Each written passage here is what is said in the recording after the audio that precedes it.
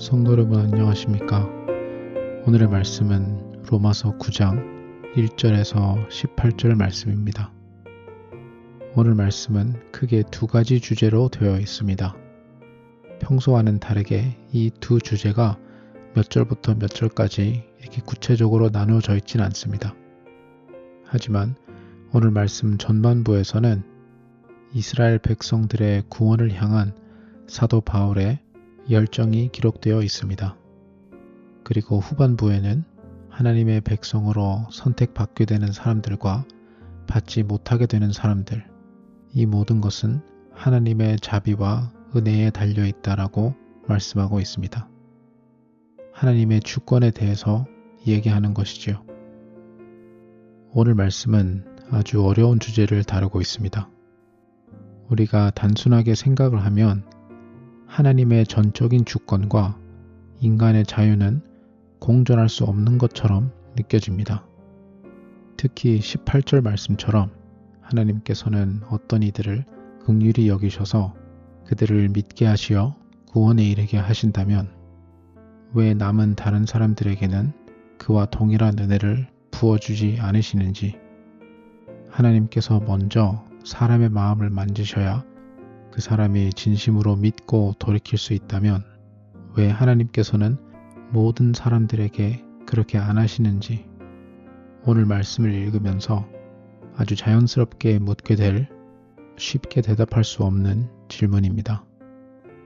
그렇다면 이 하나님의 주권과 인간의 자유에 대한 내용이 앞구절에 사도 바울이 이스라엘 백성들을 향한 마음과 어떤 연관이 있는지 살펴볼 필요가 있습니다. 만약 사람의 구원받는다는 것이 온전히 하나님의 주권에만 달려 있다면 오늘 말씀에 사도 바울처럼 아주 간절한 마음으로 이 사람 저 사람이 구원받았으면 좋겠다 라는 마음을 품는 것이 어떠한 의미가 있을까요? 일반적인 상식으로 생각하면 아무 의미가 없습니다. 어차피 태초부터 하나님께서 누가 구원을 받을지를 미리 다 정해두셨다면 상식의 선에서 생각했을 때에는 우리는 전도를 할 필요도 없을 것이고 선교를 할 필요도 없을 것이고 누군가의 영혼을 위해서 기도를 할 필요도 없을 것입니다. 왜냐하면 우리가 아무것도 하지 않더라도 하나님께서 구원하실 사람들은 어차피 구원을 받게 되겠죠. 예전에 실제로 이런 방식으로 생각을 했었던 교회들이 있었습니다. 물론 저희도 잘 알고 있지만 아주 잘못된 생각이죠. 하지만 그렇다고 동시에 하나님의 주권이 작아지거나 사라지는 것은 전혀 아닙니다. 오늘 말씀처럼 구원은 하나님께서 주시는 선물이며 하나님께서 먼저 우리의 마음을 변화시켜 주시지 않으시면 죄인된 사람은 하나님을 믿고자 하는 의지, 하나님을 사랑하고 따르고자 하는 의지가 전혀 생기지 않을 것입니다. 하나님의 선하신 개입이 없으면 인간은 항상 죄와 사망을 선택할 것입니다. 예수님을 믿게 되고 구원받은 우리들 입장에서는 너무나도 감사하고 감격할 일입니다. 나 자신이 어떠한 것을 잘해서 무언가 잘나서 구원받은 것이 아닌 온전히 하나님께서 은혜로 주신 구원인 것입니다.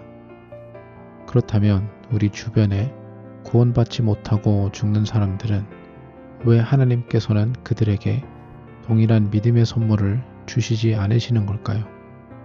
그 해답이 오늘 말씀 15절에 나와 있습니다. 이스라엘 백성들이 시내산에서 황금 송아지를 만들어 우상 숭배를 하였을 때 하나님께서 모세에게 이렇게 말씀하셨습니다. 내가 긍휼히 여길 자를 긍휼히 여기고 불쌍히 여길 자를 불쌍히 여기리라 하셨으니 결국에는 하나님의 마음에 달려 있다는 것입니다. 13절 말씀도 마찬가지입니다.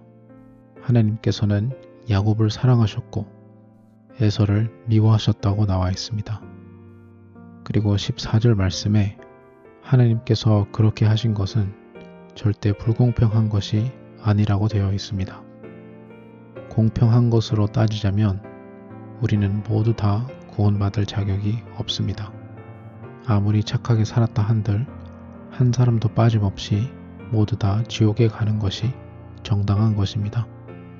하나님께서 어떠한 사람들의 마음을 만져 그들을 믿게 하시고 구원에 이르게 하신다면 그것은 온전한 하나님의 은혜와 자비인 것입니다.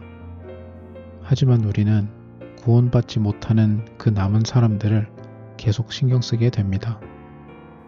저는 그 이유가 우리는 사람으로서 사람의 입장에서 계속 생각을 하게 되는 것 같습니다. 사람의 입장에서 생각했을 때 누구는 구원받고 누구는 구원받지 못하고 그렇게 생각을 하기가 쉬운데 우리는 이 문제를 하나님을 중심에다 두고 바라볼 필요가 있습니다. 지금 사람을 통해서 하나님께서 이루고자 하시는 것은 당신 스스로 영광을 받고자 하시는 것입니다. 우리는 가끔 모든 사람들이 구원받아야 하는 것이 아니냐라는 마음이 들 때가 있습니다. 하지만 사람이 구원받는 것보다 우선은 하나님께서 영광을 받으시는 것입니다. 물론 사람이 구원받는 것을 통해서 하나님께서 영광을 받으시기도 합니다. 인간의 구원을 통해 하나님의 사랑과 자비와 하나님의 크고 놀라우신 은혜가 드러나게 됩니다. 그와 동시에 죄인된 사람이 심판을 받고 지옥으로 감으로써 하나님의 거룩하심과 공의 또한 드러나게 됩니다.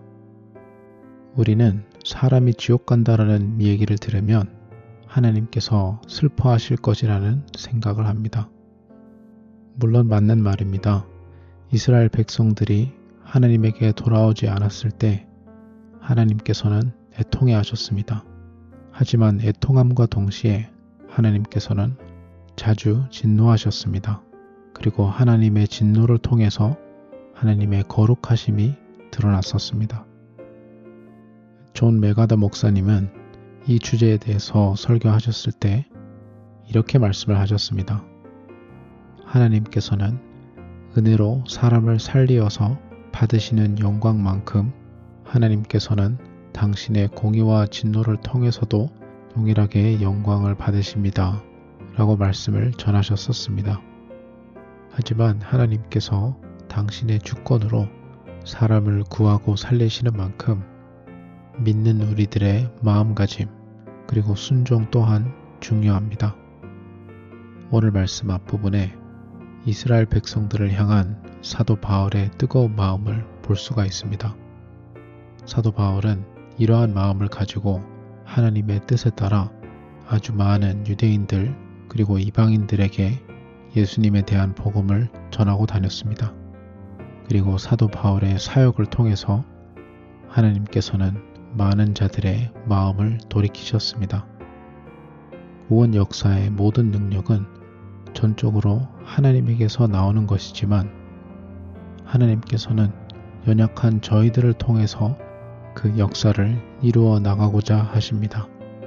우리를 예수 믿게 하시고 구원에 이르게 하신 은혜뿐만 아니라 당신의 사역에 직접 참여시켜 주시고 하나님께서 사람들의 믿음과 그들의 순종을 통해서 영광 받으시는 것을 우리에게 직접 보여주심으로써 당신께서 영광 받으시는 그 자리에 우리를 초대하십니다. 우리는 죽는 날까지 하나님의 온전하신 주권과 하나님께서 사람에게 주신 자유의지가 어떻게 공존할 수 있는 건지를 정확하게 알기는 힘들 것입니다. 하지만 오늘 말씀에 강조되는 것처럼 구원받은 우리는 하나님의 사역에 참여할 수 있는 우리는 그저 감사하고 감격할 뿐입니다. 그리고 오늘 말씀에 사도 바울처럼 그 감사와 감격에 사로잡혀 우리 주변에 있는 다른 모든 사람들도 내가 받은 구원의 은혜를 동일하게 누리기를 바라는 하나님께서 주신 거룩한 마음으로 복음 전하며 살아가는 저희 모두가 되기를 주님의 이름으로 소망합니다. 기도하겠습니다. 하나님 아버지, 우리가 아직 이해 못하는 많은 것들이 있습니다. 하지만 확실한 한 가지는 우리의 구원은 온전히 주님의 은혜에 의해서 이루어졌음을 고백합니다. 하나님 아버지, 날마다 그 은혜에 감격하며 살아갈 수 있도록 우리의 마음을 더욱더 변화시켜 주시옵소서. 그리고 주님께서 변화시켜 주신 마음으로 사도 바울의 열정과 사랑을 가지고 주님의 복음을 땅끝까지 전하는 저희 모두 될 수 있도록 주님 인도하여 주시옵소서. 감사드리며 예수님 이름으로 기도드립니다. 아멘.